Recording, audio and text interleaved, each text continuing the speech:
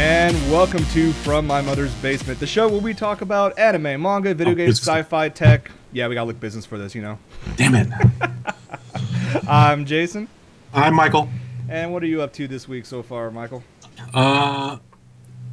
Being shocked in my first year not going to Expo in 15 years. Other than that, drooling over new toys. Yeah, there was a lot of new toys, especially the new toy that you got. I really like that. Do you have any? You have it next to you right now, or is it still drying? Talking about this little BC right here. Well, okay, well, there's that. I was talking about the other thing you were talking painting. about this, or are you talking about what I posted on Facebook? Thing you're posting on Facebook. That's primered. There are pictures on my Facebook page if you want to check it out. But no, so for those who don't know, I started an art project the other week. I found one of the those interactive to make those interactive R2D2 units that are about about 16 inches tall that you can talk to and they move and they whatnot. I found one busted on eBay for $20. Really? Yeah, and they sent me this thing basically saying, "Oh no, it's busted, doesn't respond, doesn't do anything." I'm like, okay, fine. I just wanted to paint it anyway because I'm making it as a project for my stepbrother. Okay. Because he's got a working one, so I'm painting it custom for him. Got it. Actually, the only thing wrong with it is it doesn't roll around. That's an easy fix, though. It fires up. It responds to the voice commands. It has the responses. The tracking function works, where the head will follow you when you're doing this. So I'm just like, $20 in shipping. Hey, I got a deal here. Yeah, you did. So what I did is I masked off a whole bunch of stuff and I primered it black. So I'm repainting it. But when I'm done, it's going to be high gloss black with what was blue it's going to be green. Ooh. Because that's the color scheme he asked for. So okay. But yeah, so I finished primering it today, and tomorrow I'm going to start doing the detail work. Nice. So, look, if we're taking more pictures, I want to see that as as it progresses. Well, I am. I posted pictures of it being primered, including the pathetic thing where it's got two Q-tips sticking out of its nose. What's funny is the reason they're there is that there's this thing, for those of you who don't know about this toy, it's really cool, is it's got sensors all on it. It's got this IR sensor for tracking, but it's also got this little, they call it sonar, but it's a little transmit thing, and it's got a transmitter and a receiver, and that's how it knows where the floor is. That's also how it doesn't drive off of stairs. Oh, okay. So, since I'm primering it, I don't want to bork these sensors, so I couldn't tape over the holes very easily, so I just said, fuck it, I stuffed Q-tips on it. So I got this R2D with Q-tips going, and it's just, it's got... So you're trying to make a mechanical Cthulhu then? Okay. Effectively, yeah. It's sitting there going, why me? So that project's going. That's been a fun toy. But no, I thought you were talking about the ears, but we can get to those. Yeah, we'll get to the ears in a little bit from tech stuff. I really want to get one of those, but we'll talk about that later. $5. For those of you who are wondering what the heck is all this behind me, I'm actually moving on Sunday. So I'm packing up all my stuff, except, I have my little Tachikoma plushie right behind me. The place I'm moving to, I was actually spending most of the day, the past couple days, actually cleaning it up. And I came across some old school stuff. Well, one's not so old school. I have a copy of Lunar Silver Star Harmony for the PSP that I actually only played once, and it's still in perfect condition. I'm wondering what I'm going to do with that, because I don't have a PSP anymore. I have an idea. I know you have a PSP, yeah. But these ones I am never going to give up, because these were my childhood. These, before you could have Nintendo, before you could have a Game Boy, I actually had a crapload of the Game & Watch systems. Of course, you have Mario's Cement Factory, and this dual screen was actually Donkey Kong 2. This... Amazing that it actually still works, though. What's up? The Donkey Kong 2 or Junior? Donkey Kong 2, actually. Oh, because I saw the Vine, so I thought maybe it was Junior. Well, Junior's in it, but it's actually called Donkey Kong 2. Okay. Yeah, this is back, just after Nintendo started or got away from actually producing card games. So it's kind of a nice little bit of nostalgia, and I'll keep these till my dying day. So. Oh, dude, yeah, no, hey, I've got in storage. I have a Commodore 64, an Amiga 2000, an Amiga 4000. That's right. The disk drives for the Amiga or for the Commodore, and about 150 game discs that last checked still work. I've also got an Atari. I mean, I've got an Atari Jaguar in there. I've got.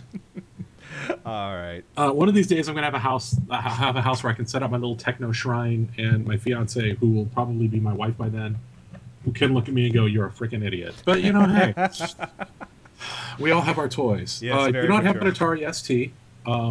Unfortunately, I do not. But I've got the Jaguar. I do have a not the 2600. What was the one?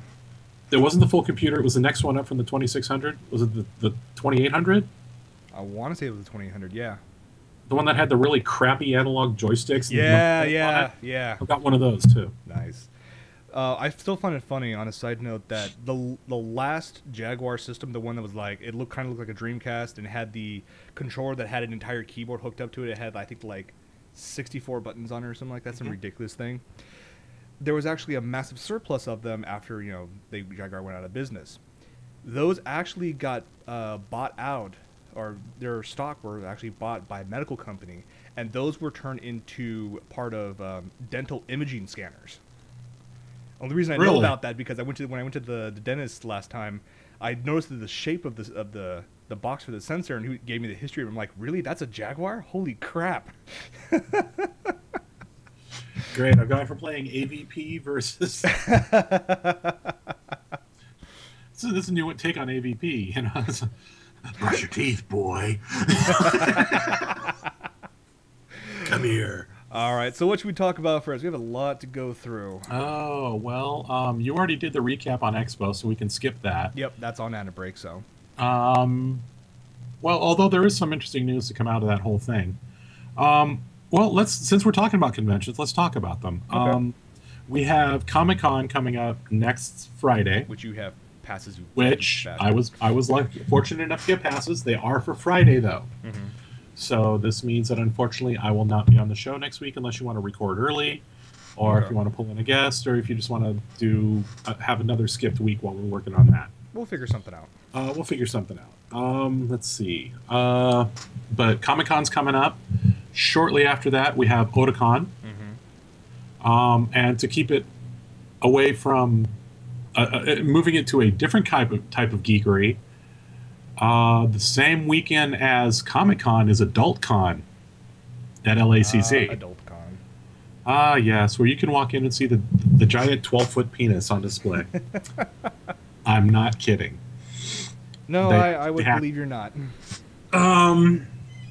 But for those who want to go, look at adult toys and porn stars, there you go. Let's see, what else is coming up? Anime 5 Cities is coming up, too. That's true, that is coming up. And there was another one. There's one in Vegas coming up, isn't there? AnimegaCon? Yeah. The one that claims to be the largest, that it's going to be the largest anime con ever in its second year. Yeah, I'm curious about that. It is what it is. Hey, if you're going to dream big. Exactly. Speaking of dreaming big, announcement. You want to take this one or you want me to? I'll take this one, sure. Go for it. So, I was talking about this a little bit yesterday on Anna Break, and right now, going on in Paris, France, is Japan Expo, which is one of the world's largest, if not the largest, okay, thank you, the largest anime convention ever in the world. It takes place every year over in France. Give you a quick example. Anime Expo this year got 46,000 unique attendees. Their Japan Expo this year is expected to hit 220,000 unique attendees. Yeah, not turnstile, unique. Yeah, it's insanely large. Yeah. And so they've been actually branching out over the past few years, doing Japan Expos in several different countries, but the main one's always in Paris, France. Well, the company behind it is called Sci-Fi, and Sci-Fi Entertainment, headed by CEO and Chairman Sean Chio-chan Kitman, announced on Thursday that the first Japan Expo USA event will be held in California late next summer. So, slight correction there. Sci-Fi is the spin-off company from JTS. You're right. JTS is the one who puts on Japan Expo. They created Sci-Fi to make Japan Expo USA. Sean is in charge of it. Gotcha. Thank you for the clarification on that. So yeah, Sci-Fi is bringing with Japan Expo USA over to the States. It's going to be in California late next summer. They are actually hoping to gain 12 to 15,000 unique attendees on their first go. If there's any group that could possibly pull it off on their first go, it's Sci-Fi. Well, yeah, and just because of who's backing them. I mean, let's be honest. Yes. I mean, the thing that caused, and the folks who've like the splinter groups of Anime Expo, for example, they made the mistake of trying to become AX in 1 year. They didn't have the appropriate backing behind it. Right. What makes Japan Expo USA different is they have a company that can back them, that not only has the funds but has the contacts. I mean, their guest lists are always top notch. They can get into doors that I know when I was trying to do things for when I was working Expo and they're helping appropriate guests, they got into doors I couldn't hope to get anywhere near.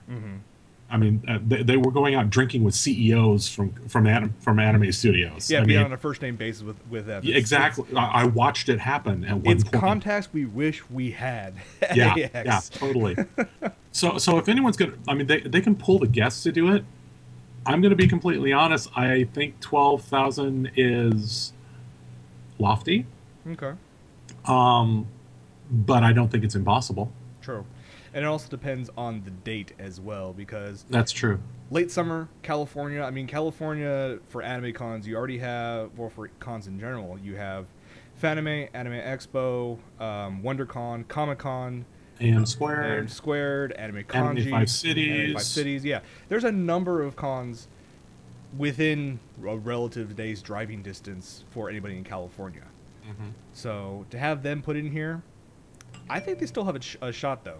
Well, given where they're looking at, I mean, they're looking at NorCal, based on articles. Okay. They're looking at NorCal, and depending on when they schedule it, could... Well, NorCal, that basically leaves two places to my mind. I can only think of either Sacramento or the Bay. No, I doubt it'll be Sacramento. Okay. Yeah, we're just guessing right here. We don't have any background information on this. We're just guessing. That's not true. Well, you do, but you have an NDA. I don't. I didn't say that. I did. And I can neither confirm nor deny. No, exactly. Seriously though. I don't know. I don't think they'll go for Sacramento. Just because it's, I don't know. I don't think they're going to go there. But there's a lot of area in the problem with going to say the Sacramento Convention Center is the size of the convention center. Even though they're aiming at a 12 to 15K attendance, the SAC Convention Center is still too big for a first year event. Right. You know, even if they don't make the 12K, they need to be able to grow into an event that size over the first couple of years. So that leaves San Jose, Santa Clara. All I gotta say is, for being a Mac head, I would love to go to an anime convention at the Moscone Center in San Francisco. I think that would be awesome. Give them a couple of years. Give them a couple of years. I'm sure they'll do it. If this thing takes off, I know I'd push for it. True. All right, but so that's coming next year. Once we get more information, you'll know hear from us either on the show or on the website. But moving on continue on with Japan Expo. Something very big was just recently announced at that con. You want to take this one, Michael? Oh, yes. You're talking about Sailor Moon. Yes. New Sailor Moon anime coming. Yay! Not just a rehash, not a re-release or remastering of the old one. They're literally doing a new anime. And they've confirmed that it's not just a one-off movie. But they haven't said if it's going to be broadcast. So, reading between the lines, it's obviously it's going to be a series. But is it going to be OVA or is it going to be broadcast? And the other thing that really annoys me about it, because reading the articles and stuff on it, I mean, they're not saying exactly who the voice actors are, although the original voices of Usagi and Tuxedo Kamen or Tuxedo Mask were at the announcement, but they didn't say if they were reprising their roles or not. Right. They also stated that Momoiro Clover Z is going to be doing the theme song, but they didn't say if they're going to be redoing the original theme song or a different one. If you've never seen Momoiro Clover Z, they're amusing. The first time I ever saw them was promotional video of them at Tim, where they're dancing around, singing on stage in wrestling masks. These cute teenage girls in wrestling masks singing their song, doing like Sentai moves and stuff. It was amusing. So they're going to be doing the theme. But what's really bizarre, and I've read over this article, I've looked online, they didn't announce what studio. Yeah, true. They did not. Who's doing it? Is it going to be Madhouse, which could actually be kind of epic? Is it going to be 4 Degrees C? Is it going to be IDG, or Production IG rather? Sunrise, for crying out loud. I mean, who's going to do it? Although I got to say, having maybe Kyoto Animation, KyoAni, with their amazing success with Lucky Star and K-On! And the like, having them pull on their take on Sailor Moon, I think would just be beyond epic. If the character designs, if they don't pull with the character designs what they did with Lucky Star, does that make sense? No, that does make. I don't want to see Lucky. I would not want to see, for Sailor Moon. I would not want to see Lucky Star style character designs, because go ahead. Because those series, especially if they stick to the original manga, that shit's dark. And that's what I was going to point on next. Is regardless of who is producing this, I want to see how close they're going to keep to the manga. How dark are they going to go with this? To keep bringing. By the way, they did with spoilers, are the girls going to die at the end of every season? And of course, I'm praying that the U.S. anime industry is beyond the point of what they did to the original Sailor Moon series, where they butchered the crap out of it. Oh wait, they're not lesbian lovers. Oh no, they're sisters. They're very close sisters. Oh well, see, you're going to see two different edits of that. They're going to do with that like they did with Tenchi, Oh, okay, yeah. Or like they did with Gundam Wing, where during the day it's "I'll destroy you," and then at night it's like "I'll kill you." It's like, really, or they'll go in and they'll paint on bikinis and bad tea and all that other crap. It's, I don't know. American distro companies have realized and have not been radically editing anime lately. I mean, that's true. Hellsing Ultimate. They kept everything there. Pretty much came over unmolested. Another good example of how lax they're getting in terms of covering this stuff. At AX, I'm going to say one thing. I went to go see the English dub of Penny and Stocking. Oh, which, I heard stories about this. Yeah, so Penny and Stocking by itself is freaking crazy, as is. I'm happy to state that after watching the first 4 episodes in dub, that not only is I couldn't find any single bit of editing in terms of the animation there. They kept all of it there. The dub does it justice. Even they swear covered the shit line? Yeah. They swear more in the English dub than they do in the Japanese dub. And they make a brand new swear word every single episode. Yeah, that I knew. That I knew going into it. I heard about it. It was awesome. I will buy this, but unfortunately right now Funimation's only releasing this series in DVD, not Blu-ray format. Seriously? What the hell, Funimation? Yeah, really. Well, you heard who is God, what was her name? I just had it on top. Colleen Klinkenbeard. She's the one doing the script translations. Yeah, she must have. From what I listened to, she must have been late at night, had gone through a couple bottles of scotch, and then started writing on this. I don't know that she's the writer, but yeah. This puts. I would put it on par with Ghost Stories. Yeah, that's saying something if you've seen the English dub of Ghost Stories. Wow. Yeah. I'm just looking forward to the idea of Chris Sabat as Garter Belt. Oh, he's great as Garter Belt. Is he? Especially the one of the scenes. It's not really a spoiler. I think it's the 3rd episode where they do the lingerie run. He shows up as Master G and starts eyeing all the boys in their tidy whities. Yeah, it's all there. Nice. It's perfect. Nice. They have to release this on Blu-ray. You hear me, Funimation? Release it on Blu-ray. Yeah, it must have been some licensing thing that they got only for DVD or something like that for their first one. I doubt it. It may just be that they want to make sure it's going to work. Because mastering to Blu-ray is more expensive. Yeah, true. Very true. And at the rate that... my guess is because the original series, even though it was released in high def, because it's an animation, it doesn't take up as much time or as much space and compression. Right. So you can get, you know, maybe 2 to 4 hours of movie on a Blu-ray, but with an anime you can get 8 to 10 because easily. The compression algorithms aren't compressing as much because it's all solid colors. It's not like live action. So, still, I can't wait. So yeah. Did they have the stripper poles at the booth? What's up? I remember. That's right. They were supposed to do the PSG booth, and they were supposed to have stripper poles. They had a stripper pole there with panty stocking in the background, and they had upshot lights and everything. It worked great. Did they have the pink Hummer? I didn't see it. They didn't get a pink Hummer? I didn't see the pink Hummer. Somebody. I didn't see the car either. But anyways, no. Cute. Yeah. So yeah, Penny Stocking is out on DVD. Go buy it. Sailor Moon is coming out as a. It's coming out again. Not a remake. Summer next year. Yeah, summer next year. So going to be awesome.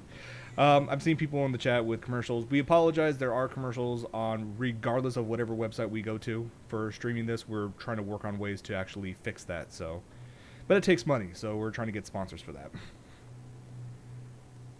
All right, what do we want to jump on next? Do we want to go into freaky stuff, or do we want to go into freaky stuff? I don't recall anything on the list being freaky stuff. Okay, fine. Disturbing stuff. I was talking about well, we'll talk about it because I'll jump into it. For those of you 90s kids out there, you might remember a little toy called Furby. And your parents probably thought, it was a great idea to get you as a toy, and they hated every single moment you had it. Yeah. Yeah, it was also the example of the U.S. Department of Justice, DOJ, actually formally put out a policy saying that Furbies were banned in the building as potential security risks because they had it in their head that these things could record and remember, and then you might be able to smuggle out state secrets. But no, even hacked you couldn't. I've taken them apart. Really? The chip is solid state, and they epoxy over it. There's no RAM on it. There's no real RAM on it. There's nothing you could do with it. Interesting. You would have had to replace all the main board. That's changing now because Furby's getting a reboot. Yes. Soon we will have the Furby Liberation Front. They will be the new terrorist organization, and there will be a reason for the DOJ to be afraid of these old bastards. Yeah. Some new things about this one. Those eyes, instead of being, the typical large, plastic things they had before, they're actually 2 LCD screens. Now, are they color or monochrome? They are color. You can change the color of their eyes and whatnot. let me scroll down to the video, and we'll just play that in the background while we're talking about it. You might want to turn it down. Yeah, I'm going to turn it down. So, yeah, you can see it right there. This is actually from over at Engadget.com. They had a on-hands review of it. This thing has a number of upgrades. Aside from the eyes, which are 2 big LCDs, there's a number of sensors on it. You can actually touch sensors on head, on sides, on its feet. If you actually, if you tickle it, it'll actually respond. Like you see, he's shaking it. It actually has a gyro and accelerometer in it. This thing has all these different, bits of sensors in there. What else does it have? Where is it at? It actually has different emotions. Like it'll even get pissed at you. It moves differently too. It moves differently. Where is it at? The more you speak, the more chatty it becomes. As you speak enough to it, it'll begin to incorporate more English words into its speech. It will learn what you're saying. Which means I can do what I wanted to do when the first Furby came out. Way back in the day when the first Furby came out, they were before I actually found the articles that told what it was really capable of.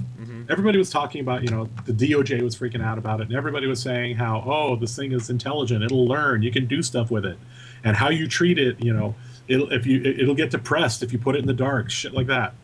And if you put it in a group of Furbies, the other Furbies will communicate with it and they'll talk. So my then significant other and I had this idea. We were going to get a Furby. We were going to abuse the little fucker. We're going to keep it in the dark. We're going to put it in the freezer. We were going to beat on it. We're going to be totally mean and destructive to it and swear at it and let it learn to swear back. And we were going to make it the Eric Cartman Furby. And then we were going to find friends who had other Furbies. Put it in the middle of them, point a camera, and let it roll. That would have been funny. QB Jackson writes in the chat, lol, it's like the Geth. Effectively, yes. Yeah, basically. Here's the thing that tops My this name whole... is Furby, and I don't like you. Yeah. I can only imagine if that's actually going to happen to it, because now we can get pissed at you. Two things about it at the end. One, it can be synced to an iOS device. So if you have an iPad, iPhone, iPod, whatever, you can control it in different ways and send it new upgrades and new emotions and whatnot. Which means it'll get hacked. Oh, it's going to be hacked. I need to buy one. They're $60 when they come out this fall. I might grab one just so I can hack it. Are they coming out before DEF CON? It just says this fall. So if it comes up before DEF CON, it's going to be insane if it comes up there. Nice. I might have it sing Daisy Girl or something like that. Daisy, Daisy. No. The final thing, just like the original, once you get the Furby and you turn it on the back, it doesn't turn off. There's no off switch. This is going to be an evil little bastard that every single parent's going to regret buying the second they turn it on. $60, huh? $60 when it comes out this fall. It's kind of creepy, but at the same time, so many things we're going to do to this thing. Yeah. I'm gonna make my Eric Cartman Furby. Ah, yes. All right, what should we talk about next? Oh, let's talk about video games. All right. And you have one you've been dying for to play for a long time. Well, it's when you started talking 90s kids, I'm like, wait a minute. Back in the 90s, there was this game that came out that was really awesome, and it was actually the catalyst for buying certain game systems, and that was Phantasy Star Online. Ah, my Dreamcast. Grindtastic. Oh my God, is it grindtastic? But it was still fun. I just couldn't put the damn thing down. I even tried. I had it on Dreamcast. I got it on GameCube. Hell, I even had it on my Xbox for a little while. They had an Xbox port of it? I don't remember that. There was an Xbox version of Phantasy Star Online. Damn it! But they charged you monthly on it. Ah, that's probably which is why I stopped paying. Which is why I stopped playing it. But so then they tried to come out with a Phantasy Star Online Blueburst, is it? I've got the box here somewhere. Or no, not Phantasy. Yeah, Blueburst. No, Phantasy Star Universe. That's what it was. Which, when Sony and Sega and everybody got hacked last year, they shut the servers down. Right. And never turned them back on. Oh, that's kind of a dick move. So everybody who bought Phantasy Star Universe can only play it in local mode. Because if you try and go online with it, it's going to come back and say, we can't talk to servers. You go to Sega's website, and Sega says, oh no, we're still fixing it. We'll turn it back on soon. It's been on that same screen for a year now. So I've pretty much given up on that. Okay. Fast forward to March. They release the character creator for Phantasy Star Online 2. Yay. Which it's looking like they're going not quite MMO with it, but really close. And it's free to play. You buy the initial game, and everybody plays. Here, I'll start playing in the background. Yes. They also... So the game came out on PC first, which is a first for a PSO game. Came out on PC first on July 4th. And they show various bits about the game that I hadn't seen before. Specifically here in about a minute... Oh yeah, we'll get to that point. Yeah, they go more into the details on the character creation. I mean, look at the world's beautiful. It's lush. The creatures are cool. There's some character. I mean, the level of customization that you can do with characters. They've got a skill tree system. It's like honestly, it looks like they're trying to turn it into an MMO without making it formally an MMO. This is what Sega does well. They do it well. I'm hoping it's not going to be as grindtastic as the other ones were, but I'll still spend way too many hours playing this damn game. I mean, whenever it hits the States, and right now, that's it. Okay, here's the part I was talking about. The character creation is so detailed that you can do body adjustments. You can do height. You can do. Not only can you adjust the size of the breast, but you can adjust its perkiness. You can adjust the angle and slope of the boobies. How awesome is that? Yeah. So, but no, seriously, looking at the gameplay though, I mean, they're integrating a skill tree system. They're integrating new combat systems, battlegrounds. There's voice acting in it now. Yeah, it's the full 9, and it looks fantastic. It looks gorgeous while still maintaining some of that similar style that the originals had. Yeah. Just up-res significantly. The potential here is awesome. The thing is, they haven't announced a U.S. release date. So far, it's Japan only. It came out on PC the 4th. It's hitting iOS and Android, of all things, in, hang on, let me look at my notes here, winter of this year. Mm-hmm. And then it's going to hit the PS Vita spring 2013. To make things even more interesting, it looks like all platforms can play on the same servers, if I'm understanding this correctly. Oh, that's awesome. So they're basically pulling a Final Fantasy XI with it, which is awesome, because that way, you know, your Vita players can play with your iOS players, can play with your PC players, which is awesome. What I'm hoping is to make the accounts accessible too, so that if I create a PC account and I buy the iOS version, can I play on my iOS, my PC account on my iOS? That's what I'm hoping for. Mm. The problem is, like I said, so far it's Japan only. So they haven't released a release date. They haven't stated if it's even coming to the US, but there are hints. There was, which website was that? I think it was Japaninator? No, where was that? There's a website out there. If you do a search for PSO English or PSO USA, there's a directory for various languages, including EN, KOR, TW. So you've got, you know, Taiwanese, Korean, and English, and there's different versions of the logo assets in the software in those directories. Ooh. So that implies that it's probably going to be coming out in English. The thing is, Sega West hasn't determined if they're going to do it or not. But if they're already doing it all Japan side, then there's, you know, if they go with a digital distribution model, there's nothing saying they can't, and then we could all play on the same team. So I can play some people over in Japan or South Korea or whatnot. You could do that now with Final Fantasy XI, so why not? True, just not. They have that translation system. There's actually a fairly decent, albeit rudimentary, cross-language communication system built into Final Fantasy XI. You still have the symbology system built into PSO, because they showed that. I can't wait for this goddamn game to come out.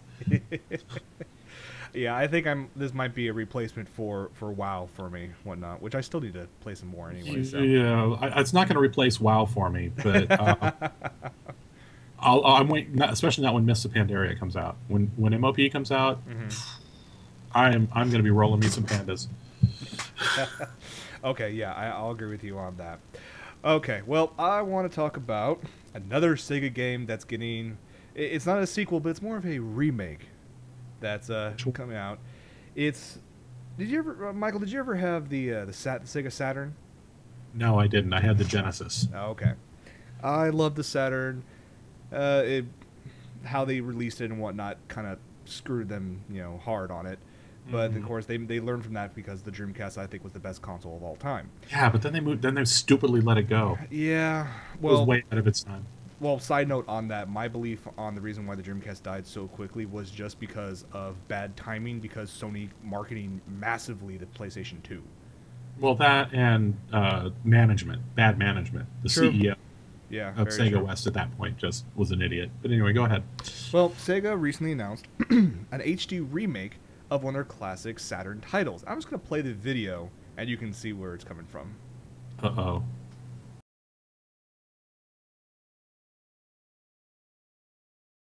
Yes, Sega's classic title, Nights into Dreams, is coming out for an HD remake. And the great thing about this, it's going to be... Did I see Steam? Yes, I'm getting to that, because it's going to be on 360, PS3, as well as Windows PC downloads through Steam. Oh my god. Yes. There's going to be enhanced HD graphics, but they're also including the original Saturn version to play the unedited for you to play that as well. Wow. I remember when this came out and they had to come up with a brand new 3D controller for it, and I spent countless hours at my friend's house playing this game. Good times. I'm glad. I have to be honest, I did not play a lot of nights, but I liked looking at it, but I never actually played the game itself, so... The Otaku writes in the chat, was this back when you were doing LSD? Maybe. No. So for me, Sega has not done wrong on their game side, at least. I mean, they're always been great at making easy, classic, addictive games. Everything from Sonic to Crazy Taxi. That Sonic was my poison. Oh man, I can't tell you how many days, weeks I wasted on that game. In fact, did you hear they're releasing the full? There's some say they're doing it's going to be on PlayStation. I think it's PlayStation only. I may be wrong on that. Where they're releasing the entire basically back catalog of Sonic games. Mm-hmm. Oh, I did hear about that. Yeah. Yeah, it's going from Sonic 1 all the way to, and I'm hoping they include the Sonic Adventures, because the ones that they did for Dreamcast, because those were epically annoying, but epically fun at the same time. Peggy. Sorry. Yeah, they were. I liked. Have you been playing any of the Sonic 4 episodes yet, or no? No, I haven't. Oh, they're fun. I have it on my iPad. I play them on there. I need to get them. How much are they? The first episode I think is now $5-6 or something like that. I would honestly, if you have a console like PS3, 360, play them on there, because having the tactile controller is much easier than just the screen itself, using your fingers and whatnot. So that's basically how I would like to play it. I have it on iOS, but I need to get it for PS3 or something like that. I'll have to check that out. Let's see, what other game, whatnot? What have we been talking about? Oh, the announcement for FF7. Oh yes, they're re-releasing it on PC. Re-releasing it on PC, and apparently I just found it while we were streaming the Knights trailer, that there actually is a trailer for this version that's supposed to talk about the new features of FF7. So I haven't seen this yet, so... Hey, we're live without a net. Roll it. Let's do it.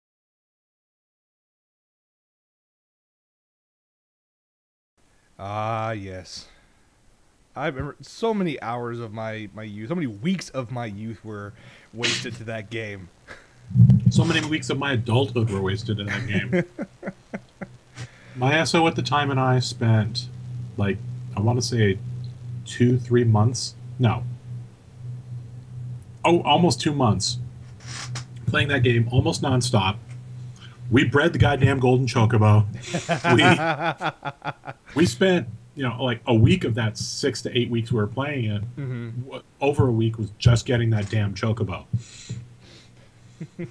I also went out of my way to make sure we went back and replayed sequences so that we could get Cloud every day, including Barrett.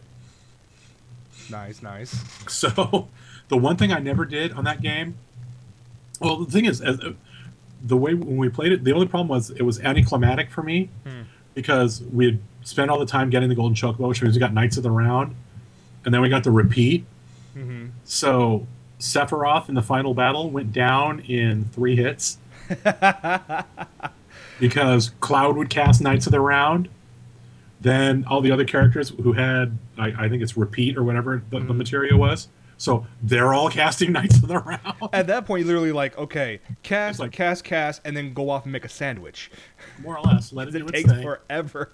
It's true, awesome as hell, but... But we killed Sephiroth in 3 rounds. It was nothing to it. But we still couldn't beat Ruby Weapon. Really? Ruby Weapon was the one monster in that game I never beat. Well, I know you have it on PC. I have it as well. I have it packed up right now, but... You're kidding? I have it on PSP because they released it on the PlayStation Network. They did, yes. So I bought it so that Nikki could play it on her PSP, and I could play it on my PSP. So nice. Yeah. Yeah, so it'll be coming out, and one thing that they've said about this version is it's not going to be online play, obviously, but there's going to be achievements placed throughout the game itself. Okay. It's just another way for them to try to convince people to play this. It's also an excuse to sell new versions of the guidebooks so that people don't just rely on their old ones, which I still have. Does anybody really sell guidebooks anymore? Oh, yeah. Really? I've got Final Fantasy XIV guidebook. The last time I bought a guidebook was, I think, for the original Xbox game. Oh, God, no. There's some games like for, especially Final Fantasy games, you want the guidebook. Okay. Because, like, with 13, if you don't get the guidebook, you're lost. Which probably explains why I'm about 45 hours into Final Fantasy 13. I have no idea where I'm at right now. You stuck it out for 45 hours? Okay, at the beginning I was playing for the story, and then I was like getting my ass beat all the time, so I went, screw it, I'm going to grind for 3 weeks straight. Yeah, no, there's guidebooks out there. Yeah, guidebooks for some games are totally worth. Like, I bought the guidebook for the original, was it Arkham Asylum? Yeah, I bought it for Arkham Asylum. Okay. Because there are some of those Riddler quizzes, those Riddler trophies, that you can't get if you don't have, unless somebody tells you. There's no way in hell you're going to figure out how to get them. I mean, because you have to, like, jump over here, batarang this, to fly over to that. And, oh, my God. There's one Riddler trophy in Arkham City, or Arkham Asylum, rather, that you literally have to perfectly time 6 different actions in a particular sequence, timed specifically, to get this thing. Yeah, I don't remember doing that. It took me 27 attempts. Okay, gotcha. The otaku in the chat's going, hey, anybody remember Ultima 4? Oh, God. We're going that far. I think Ultima Online and the original Diablo. Did you hear they're redoing Bard's Tale? Really? Yeah. I did not hear that, actually. Yeah, they're redoing. I don't remember all the details. Yet but more stuff that's going to drain my, my funds and my free time. Yeah. Okay, somebody wants your Tachikoma. Who is that? Oh, Wired and Wicked, yes. I bought that at... Is that the Cospo one, or is that the other one? No, it's not the Cospo one. It's because I've got the Cospo one up there. Yeah, the Cospo one's a little bit different. This one's a little bit... And then I've got this little guy right here. Speaking of Tachikoma. Yeah, I have that one. I have that one, plus the yellow one, plus the gray one. Oh, yeah, you got the big ones. Yeah. And then I have, of course, the plushie behind me and whatnot. The one I still want, yes, we're topic hopping, oh well. That's fine. The one I still want is the one that I saw it at this one store. I haven't seen it since. It's USB interfaceable. I did see that. There's a video online of that messing around and whatnot. I want that go ahead. so bad. Yeah, at Con, I know SPGA board member Paul Wilson has been actually building his own. Yeah, he actually brought the prototype out, I heard. Yeah, it actually allowed me to drive it around a little bit. It's really cool. Really? How's the paper shell hold up? Well, it didn't come with the paper shell on top of it and whatnot. He basically wanted to bring the frame as well as the wheels. Oh, so he had the frame running around, okay. Yeah, he had the frame running around. Actually brought it to the... And you didn't get me pictures? Oh, I have pictures. I have video. I have stuff. I just don't have it with me right now because my phone... I'll see. You need to hook me up. Yeah. So what's funny, though, is that he actually auctioned it off at the charity auction. He auctioned off the prototype? Yeah. But he had a caveat, though, that he had a reserve of $350. Oh. And didn't even touch it, yeah.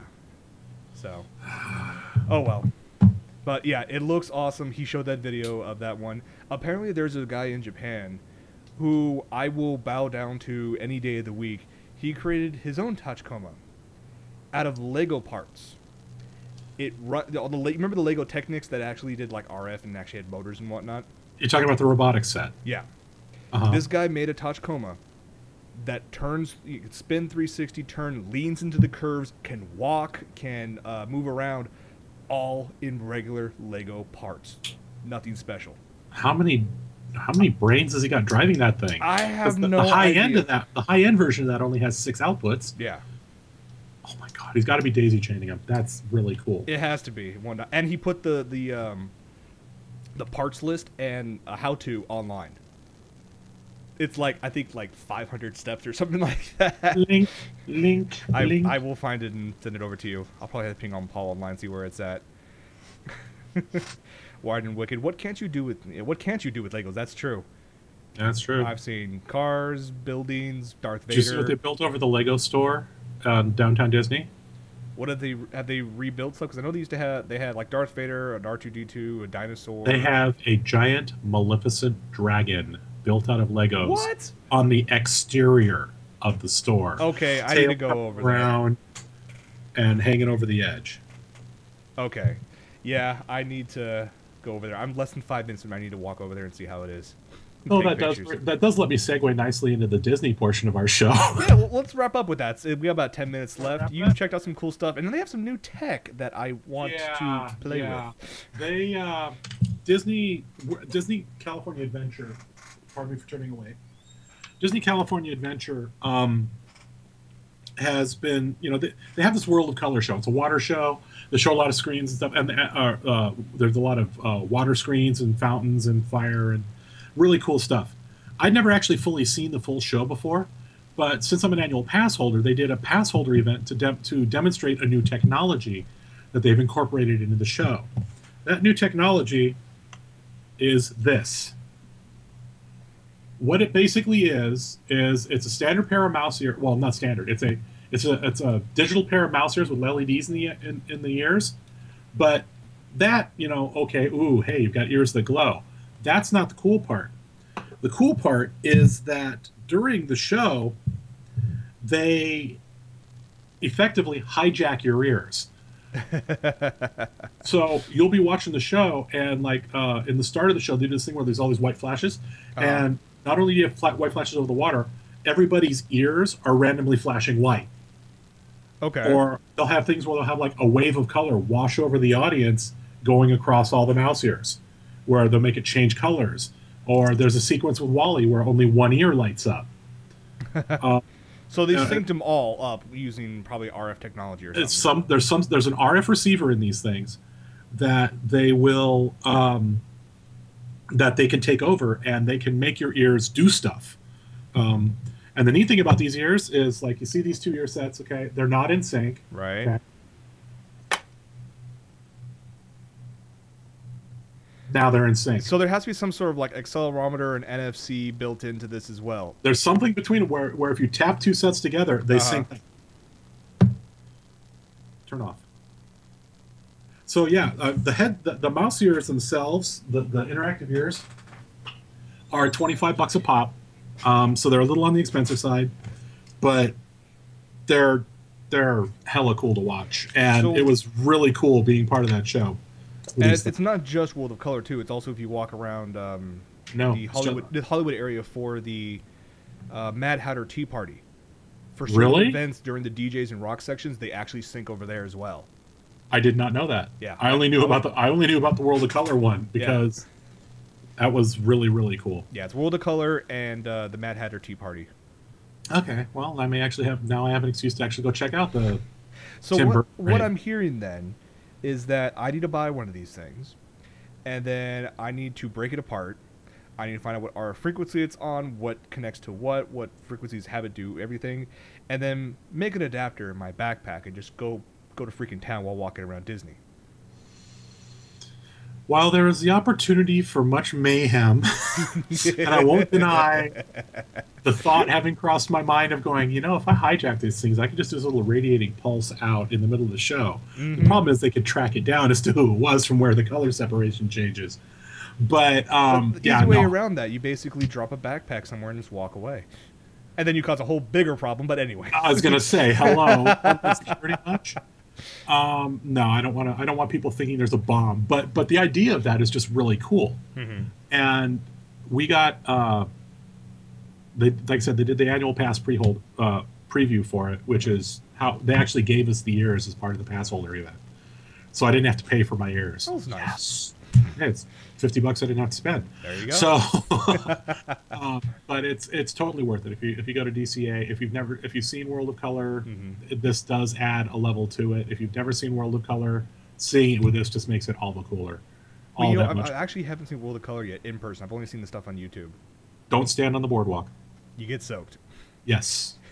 So, And they don't. And it's not because they spray you or anything. It's just there's that much mist floating around. Right. That we were drenched.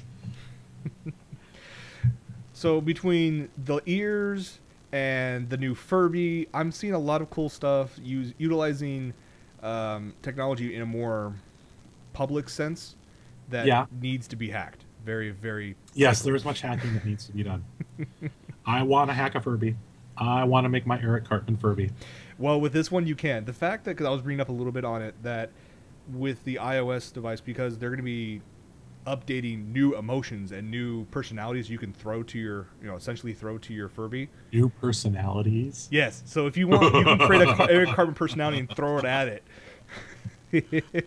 Oh, goody. So we'll see what happens with that. If you can adjust its voice, too.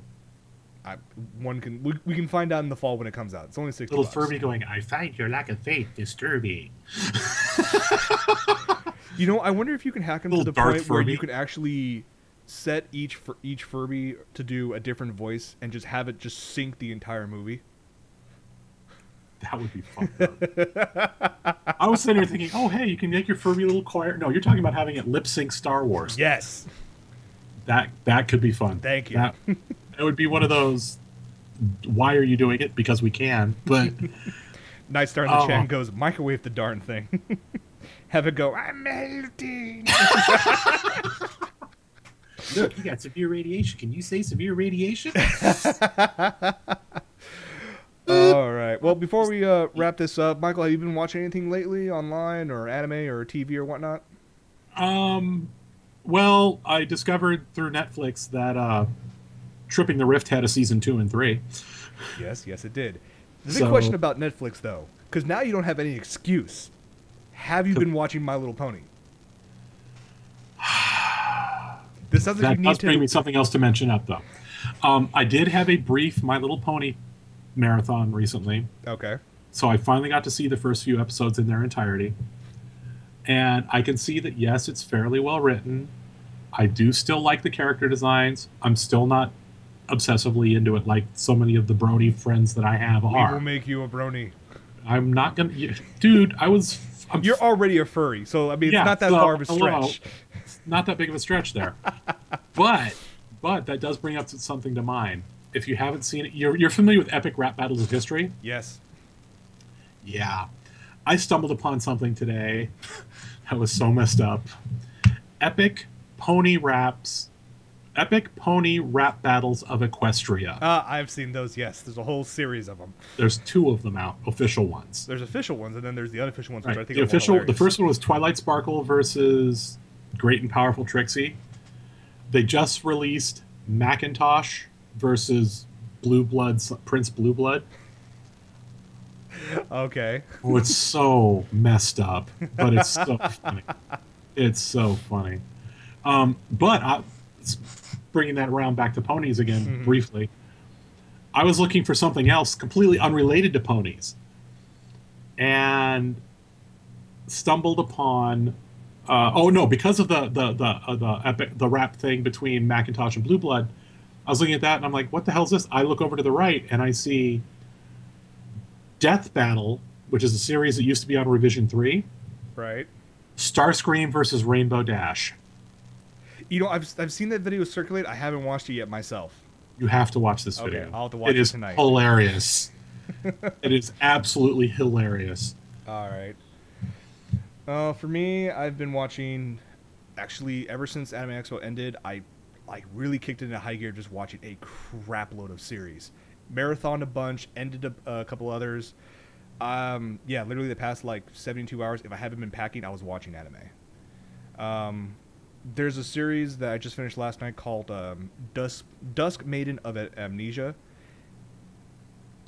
Drew me in a heartbeat. It's basically, a ghost who has been haunting this school, and of course you have the occult club that's trying to follow it, and a relation starts forming between one of the guys and the ghost, and for some reason, where the character design, the voice, the situations, the girl Yuko-san, the ghost, You ever been like grabbed a hold of by like a character and you're like, why? That's me with this character.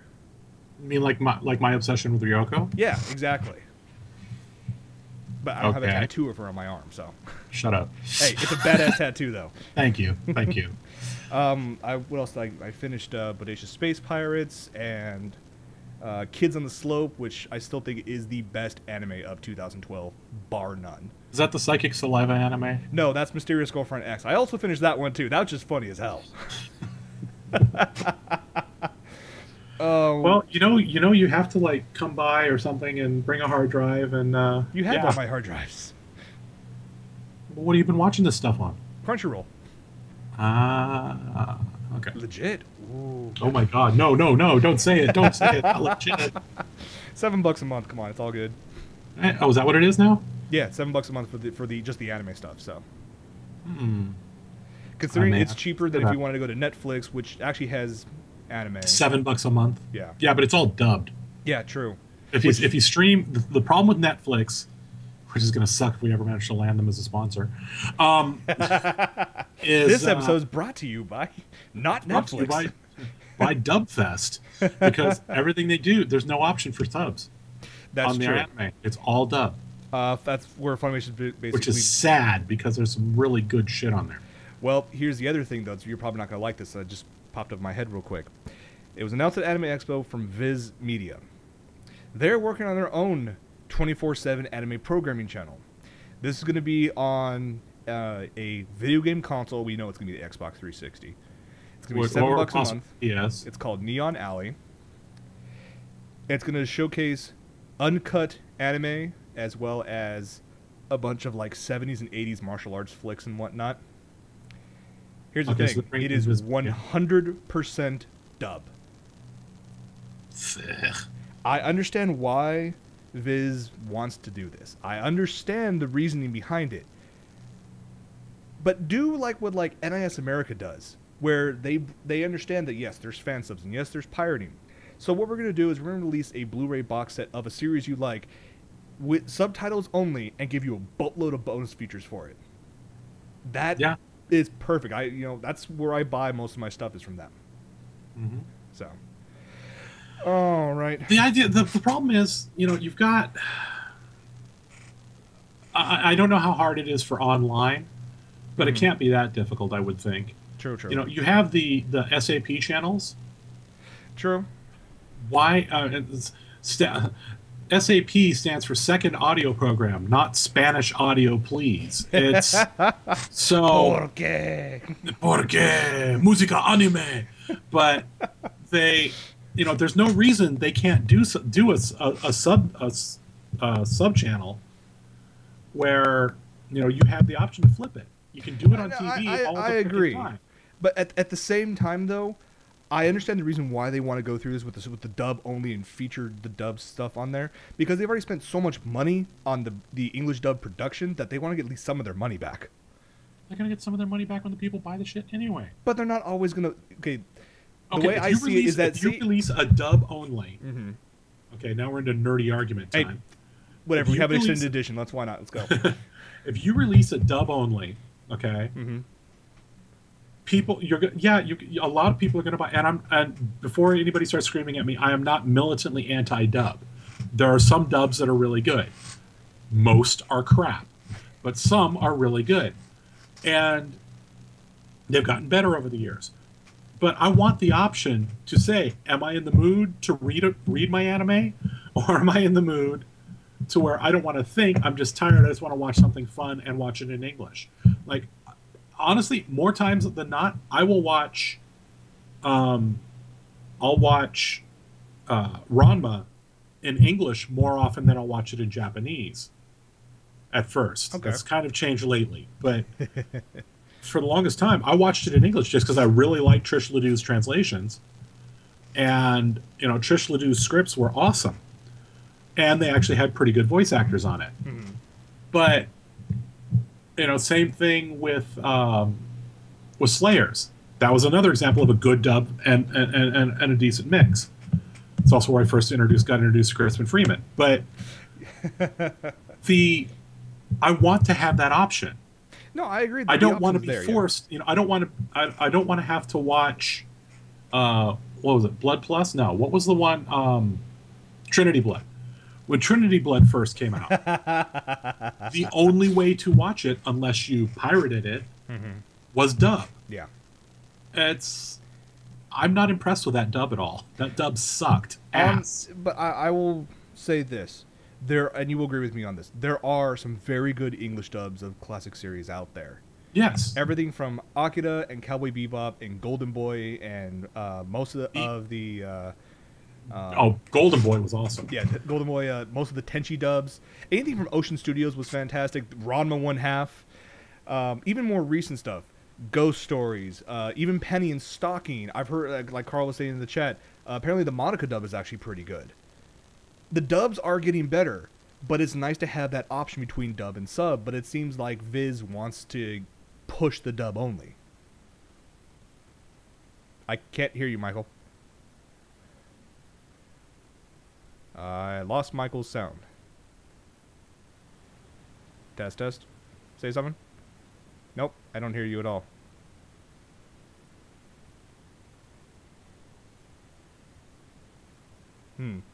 Odd. Yeah, I don't hear you whatsoever. It just cut out. Wired and Wicked. Maybe he's dubbing himself.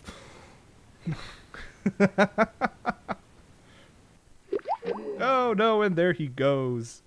Let's try that again. Let's bring him right back. That's one of his dolphies there.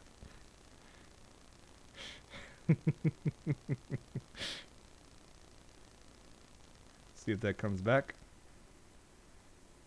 Aw, his Skype froze. Aw. Okay. Well, we'll see if we can we'll reconnect for post-show on that. So let me go ahead and wrap this up real quick. Thank you very much for watching. Let you guys know we actually are doing a little bit of a fundraiser right now for the website and for Front Others Basement and Ad Break and whatnot to try to help out with getting some more of the tech side of stuff improved, like better cameras, better microphones, so on and so forth. So if you go to this website here, indiegogo.com/otakulife.net, if you want to give us like $5 or $10, that'd be fantastic. All of this goes to the show.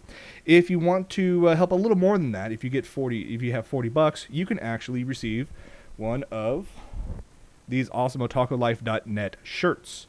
So I will send those out in probably about August, when the fundraiser ends, I think. So if you guys are interested, please help us out a bit. We would greatly appreciate it. Other than that, thank you very much for watching. These will be available in the next few days online. And of course, we may or may not have a show next week because Michael is going to be at Comic-Con next week. Lucky bastard. So we'll see what happens. Stay tuned. Keep on checking out our Twitter. You can find Michael at Digital Panther. You can find me at OtakuLifeJason. And let's go ahead and wrap that up. Alright, everybody. Well, thank you very much for joining us. It's been a blast. We'll have a little post show afterwards, see if we can get Michael back. And that's about it for this episode. For Michael, I'm Jason, and we'll see you next week or in 2 weeks.